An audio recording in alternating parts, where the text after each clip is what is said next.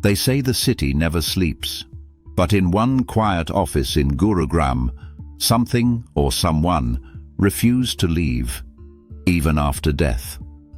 The urban legend that wouldn't die. In the heart of Gurugram, where tech parks light up the night sky and BPOs buzz around the clock, whispers travel through the glass corridors of a woman named Rose, whose story is more chilling than fiction. They say she worked in one of the call centers on the 9th floor, a quiet woman, polite, hard-working, always dressed in white, and strangely, always working the night shift. Rose, the lady in white. No one really knew much about her, just that she was punctual, never took breaks, rarely spoke, and somehow managed to remain invisible in a building full of people. But then came the night that changed everything, a night that triggered one of the most talked about horror cases in the city's modern memory. The night of the incident. It was just past 2 a.m. and the graveyard shift was winding down when the power flickered. Twice. And then went off for exactly 47 seconds. When it came back on, something was wrong.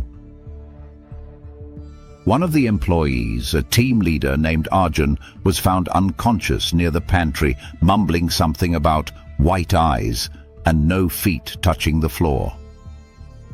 Whispers and witnesses. Rumors spread like wildfire. Some claimed they saw her reflection in screens that were turned off. Some heard whispers in the headset even when no call was connected, and others refused to come to work after that night. When asked who they thought she was, most replied in hushed tones, Rose, always Rose. The shocking reveal. Curious and scared, the company launched a quiet internal investigation, and what they discovered chilled them to the bone. There was a Rose Matthews, but she had died in 2008 in a hit-and-run accident right outside that very building, while leaving after a late shift. She never made it home, but somehow her presence never left the building.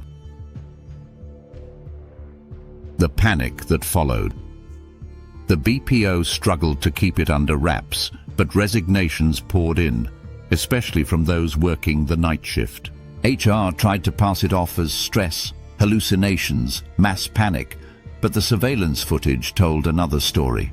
A shadowy figure gliding across a hallway, lights flickering exactly at 2:47 a.m. every alternate Friday, and headphones picking up voices saying, "Help me," even when unplugged. The building's dark secret. An ex-security guard came forward and said the building wasn't supposed to have a 9th floor. The elevator had been manually set to skip from 8 to 10, but for some reason, Rose's ID card still beeped on 9.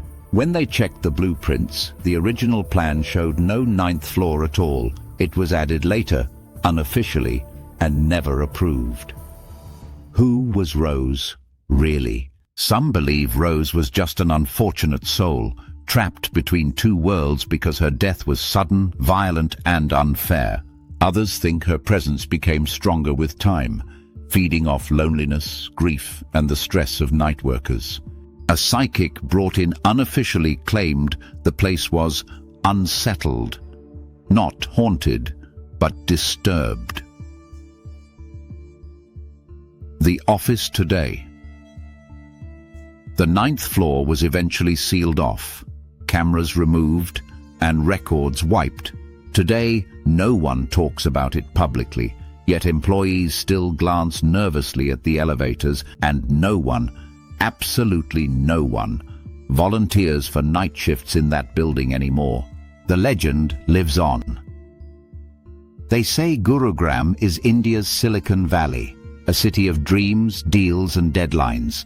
But somewhere amidst the clicks of keyboards and the hum of servers echoes a soft whisper of a woman named Rose.